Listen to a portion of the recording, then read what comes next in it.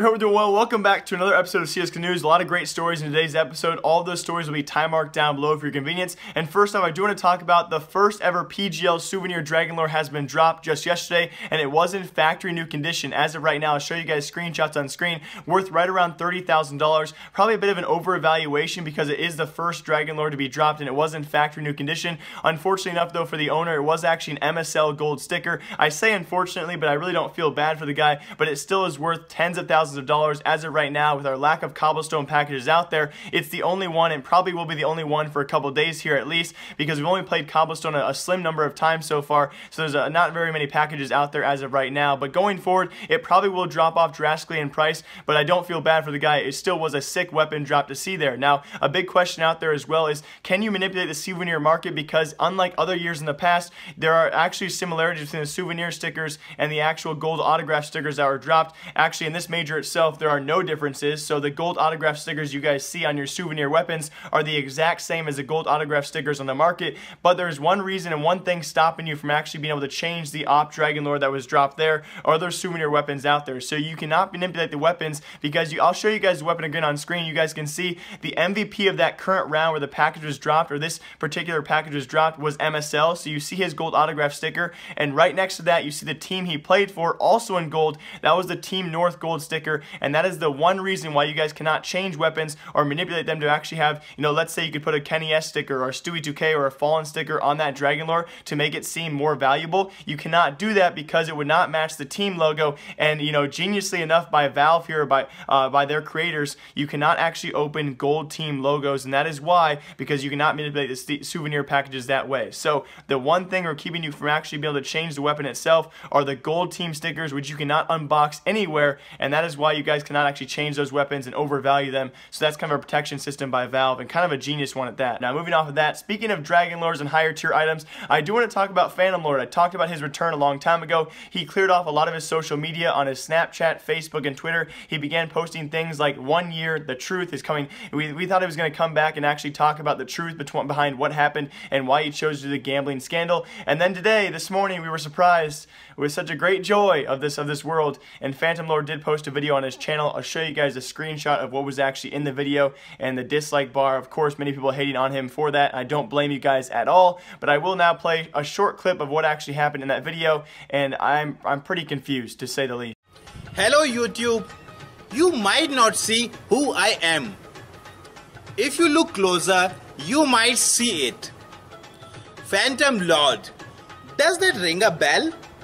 Yes, I am PhantomL0rd in disguise. Like, one of two things: either PhantomL0rd got way too much sun, or I don't even know what happened. Some dude killed him, took over his channel. But the main point is, guys, it was an obvious troll here. It wasn't even his original video. He shouted out the guy who actually made the video in his description, but he also shouted out one other thing, and that was his own website to stream on. Probably one of the few websites out there that will legally allow him to stream now. So it seems this is a slight promotion for his comeback that may be sometime soon to his own stream. Now, we don't know what it's going to be, but it will be at phantomlord.com/stream if you guys want to check it out. I did click on it, and as of right now, there's nothing live. There's no live streams, but I imagine he's not allowed back on Twitch, and so that's why he'll probably be going to his own website instead to live stream probably some sort of gambling. So unfortunately enough, it does seem PhantomL0rd is back. We have not yet seen anything else, so any other details as to why he is back or what's going on in his life. I do want to talk about though as well. Heroic, a no roster change, have now officially released Valde from his contract. If you guys remember, several months ago, I think it was actually back in May, we actually had Valde benched because of his uncertainty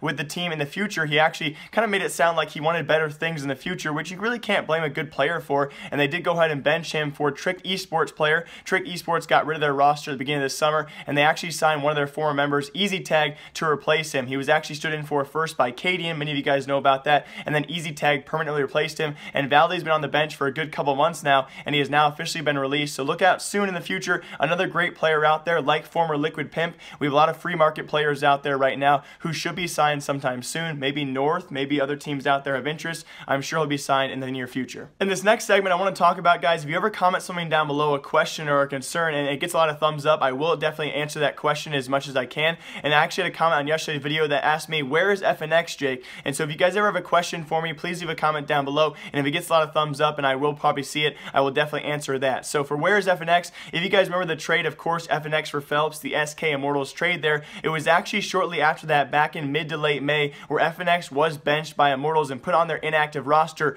for internal issues. So for everyone wondering on this major, because all of a sudden we had Immortals qualify for they qualified in the major qualifier. I believe they went 3-1, and they showed up very well with their new member on their team who've been playing with them for a couple months, and they had a kind of a rough ESL clone. They've been playing with a new member from former Red Reserve member. Red Reserve actually had a CSGO team for a couple months before they disbanded, and he was signed from there. His name is KNG on screen for all of you, and he actually replaced FNX on that Immortals roster, and he's still a trial member but doing very well for the team, especially throughout this major. Currently they're 2-1. They face off against SK today as well in the Brazilian matchup. But yeah, he's actually been replaced for quite some time, ever since May. FNX for KNG, a lower level Brazilian tier player, has replaced FNX, and it seems like internal issues have really caused a problem for FNX ever since the SK issue, and then of course now in Immortals. So yeah, that's where FNX is, guys. He is on the bench, but he's currently inactive, and I don't expect him to come back anytime soon. And very last, in today's episode of CSGO News, I want to keep you guys updated on the investment situation. If you guys do not know about it, if you're new to the channel, I've actually decided to invest 1,000 of my own dollars into this major, trying to buy sticker capsules, individual stickers, you know, whether they're gold autograph stickers or regular stickers or foil stickers,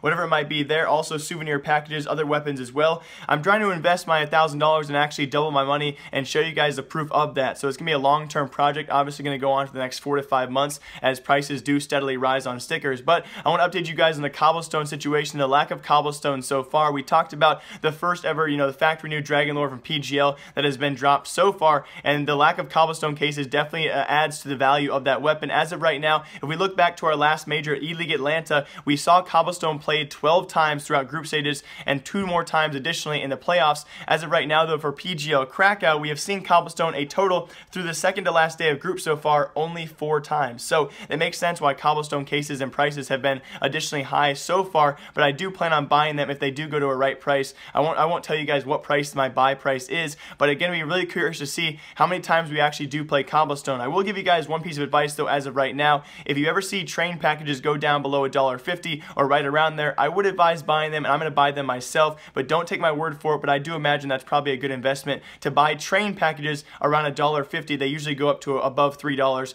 if you're willing to wait 4 to 5 months, okay? Don't take my word for it. Don't say, Jake, I bought a train package for $1.50. I waited 24 hours and it was still like $1.50. Don't blame me for that, but I would advise that. So, hope you guys all enjoyed today's episode. I also am looking for CSGO trading website sponsorships. Not any gambling sites out there for now, unless they offer like me a house or something. But I am looking for a more legitimate long-term sponsorship with CSGO trading websites out there. I've talked to a few as of right now. If you guys know any connections or contacts with trading websites, have them contact me. I would love that long-term partnership. Trust me, I'm a good partner. I do things that other partners just aren't willing to do, okay? As always, live, love, laugh a lot. I will see you guys all in a couple days with more CSGO news. Hope you guys all enjoy. Please leave a comment down below. I will reply to as many comments as I can, and I will see you all in a couple days. Remember, I like you. Goodbye. Dazed, and there's going to be a follow-up headshot.